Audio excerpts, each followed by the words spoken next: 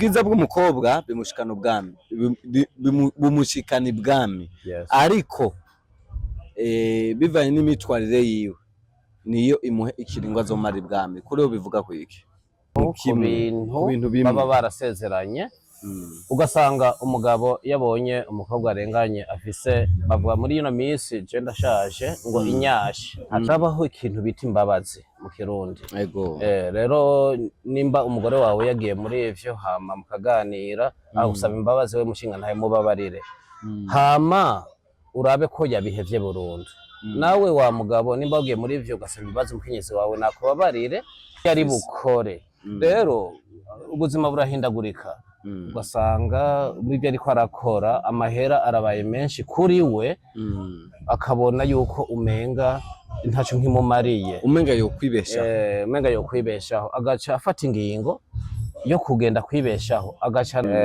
yasoma korowani ntumbaze ntavyonze rero umwigeme iyo ari mwiza ndavye mu bitabo canke mu nyandiko umwami haraba nk'umunsi mukuru ariko agomba gutoranya uwundi mukenyezi yabafise abandi bakenyezi. Hello my beautiful people, my name is Chibudeng Mnyamasimba from City from South aka Biladen Shaptut yantare mu manoko ndakubwira ati nimba utarakanda subscribe kugira ngo ukomeze kuronka update ibiganiro bitandukanye kujya nababwiye ko nzoma ndabazana ibiganiro kuva mu mice yose itandukanye ndi kumwe n'umwe abona kwita n'abatamanемera ndakunze kumuzana hano kuri Eric Burundi TV tukaganira byinshi tukiga byinshi ariko from today tubazaniye update shasha mutamenyereye reka namwe karibu mutama mu kiganiro n'umunsi nifuza tuganire ahubwo reka mpindukize intebe gatoya tuganire neza mu vyimbise twifuza kumenya akazina kanyu nezina abantu bakamenya nubwo atari rya mbere. Mugisha Daniel Bonge Bar. Mutama abantu benshi barifuza kumenya ikintu kimwe ibintu vyinshi muga muri ivyo bintu vyinshi harimo ikintu kimwe abantu benshi bakunze kwibaza mbe burya mu topic tuzaganira ko tuzaganira ku topic menshi ariko reka tutangwe kuri topic ivuga ku bijanye n'ingo n'imiryango. Mbe bugenda gute kugira ngo umwigeme yahukane n'umugabo wiwe? Ubwo nta mwigeme yahukana n'umugabo wiwe kubera ko umwigeme ntabararonka umugabo. Akora kumbwira ati kumbaza ati umukenyezi bigenda gute kugira yahukane n'umugore wiwe n'umugabo wiwe. So reka renda kwishura kuri ico kubera ko ngira ntivyakunze ko muvyibuka. Nimvo nyinshi nashaka kuvuga muri uno mwanya none avuga ugasanga bimaze n'amasaha menshi gusa akavuga nk'emurizo. Ico novuga ca mbere cyo ni ukutizerana ukudakundana vyimbitse nk'uko abavyeyi bacu baho hambere ba Adamu na Eva n'abandi babikwirikiza. Ica mbere cyo ni ukutumvikana kutizerana kudakundana. Ugerageje kuraba mbe ugutandukana k'umugore n'umugabo biva he? Nkuko nabivuze ubwo bwa mbere ni kutumvikana kudahuriza ku bintu baba barasezeranye ugasanga umugabo yabonye umukobwa arenganye afise bavuga muri ino minsi je ndashaje ngo inyashi acanze mugabo nabajije abana bakiri bato bambwira ngo inyashi nibyo bintu bidundura inyuma ku mwigeme ibisusu kubyumva ngo umva umugabo amaze kubona ivyo bintu agacabona umugore wiwe izo nyashi ntazafise agacuma agendana n'uyo mwigeme bigatuma umukenyezi wabimenye gaca usanga haje intambamye. Ico ni ca mbere ku mugabo. Ku mukenyezi nawe araba yaragendanye n'abahungu benshi urasanga nk'umwigeme aba afise nk'abahungu bagendana bakundana nka 4, 5, 6. Ico gituma umunsi tumenga itariki 10 hasigaye nk'iminsi 14 habe umunsi mukuru w'abakundana.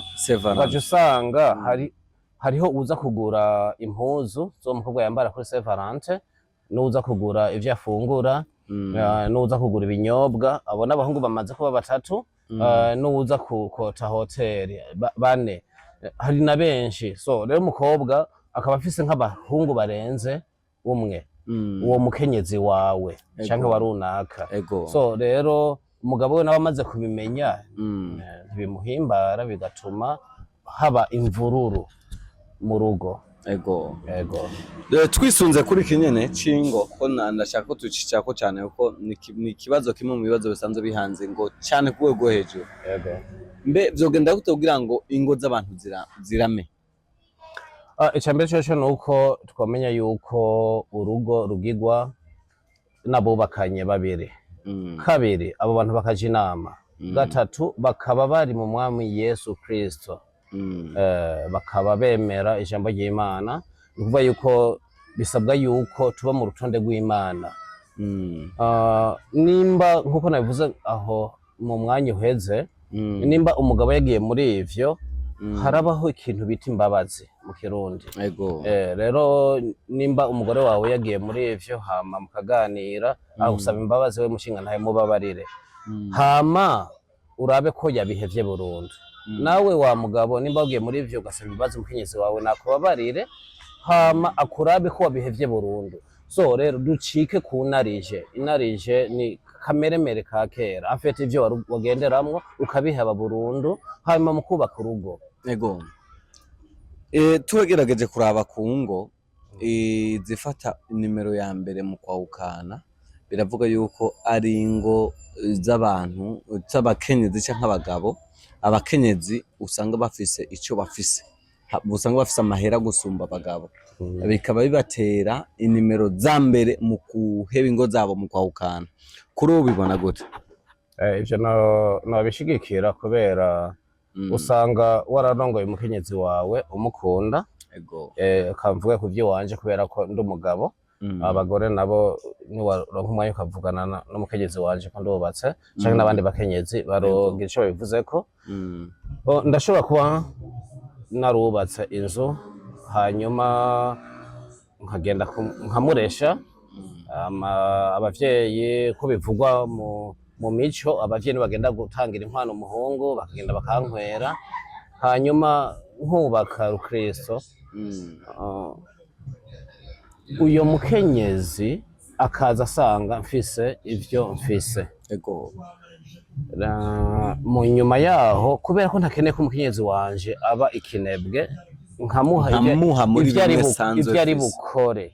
Rero ubuzima burahindagurika, ugasanga ibyo ariko arakora amahera arabaye menshi kuri we, akabona yuko umenga ntaco nkimumariye, umenga yo kwibeshaho, agaca afata ingingo yo kugenda kwibeshaho, agaca nasaba yuko tugira divorce kubera ko bonye ko ashobora kuba yo kwibeshaho. Amategeko nayo akamushigikira kubera afite arashobora kuzana isababu imvo zishimishije zimukingira. Umva rero sino pinga amategeko, birashika rero izo ngo zigace zisambuka muri ubwo buryo. Mbe umugabo burya aba yemerewe kubana n'abagore bangahe kugira ngo abone ko yarangije? Ku bakristo umugabo wese ategerezwa kugira umugore wiwe umwe, n'umukenyezi ategerezwa kugira umugabo umwe. Mugabo ku bamizerma barafise uburenganzira bwo kurongora abagore barenze umwe. Mugabo umukenyezi ndabiravye no kuva muri Bibiliya no muri Korowani, nta umukenyezi yigeze habwa uburenganzira bwo kubana n'umugabo arenze umwe. Tugiye kuri ibi ibinyene vy'urugo, mugandi kibazo cyanyuma cyatugira muri ndi topic ikurikira. Mbe hoho ugerageje kuraba kugira urugo rubomoke rusambuke, abashiramwo inguvu nyinshi n'abahe hagati y'umugore n'umugabo? Biravana n'uwatanguje ico kibazo. Hari gihe haba umugabo canke akaba umugore canke akaba intwaro. Nabo bose batatu umwe muri abo ashobora kubishiramo inguvu urugo rukabomoka. Reka tugende kuri iki naco. Hari jambo numvise ati narisomye ahantu rivuga ngo ubwiza bw'umukobwa bimushikana ubwami, bumushikana ibwami, ariko bivanye n'imitwarire yiwe niyo imuhe ikiringo azomara ibwami. Kuri ubu bivuga ku iki? Ego, umwami ni umuntu muri iyo ntwaro ya cami, ni umuntu afite yaba afise uburenganzira bwo gukora ico cyose ashatse. rero yarafise uburenganzira bwo kuba yobana n'abagore barenze umwe, ngira yari mu mizirima sinzi ngira yasoma korowani ntumbaze ntavyo nzi. Rero umwigeme iyo ari mwiza ndavye mu bitabo canke mu nyandiko, umwami haraba nk'umunsi mukuru ariko agomba gutoranya uwundi mukenyezi, yaba afise abandi bakenyezi. Urya rero abonye ko ashimye ko yomubera umukenyezi yamubera umukenyezi. So ubwo bwiza bwo mukenyezi bwo bwamushikanye hehe ibwami bwo mukobwa wavuze.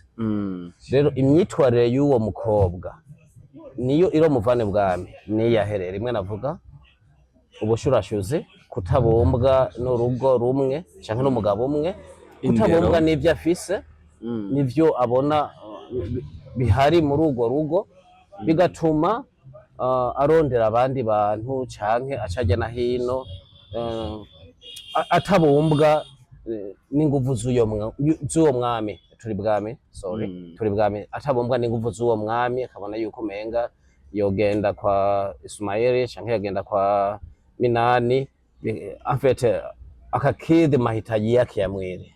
Asante. Ngoja nikushukuru mzee wangu, ndagushimira kugana uduhaye.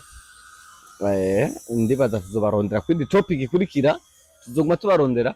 Ndabasabye mube abambere mukore subscribe kuri Eric Burundi TV kugira ngo muze kuba mukurikirana suite y'ibi biganiro. Ni ibiganiro biza kutwigisha, bitwungura ubumenyi, tuza guhatahurana byinshi tutatuzi mu buzima. Ico ndagusabye ni ukanda subscribe, behind camera my cameraman akuzana my image ameze neza cyane. Yari just Simba from Seed aka Bin Laden Sharpshooter, na ikubona mutama wanje nkunda cyane, mutama Mugisha Daniel Bongbal.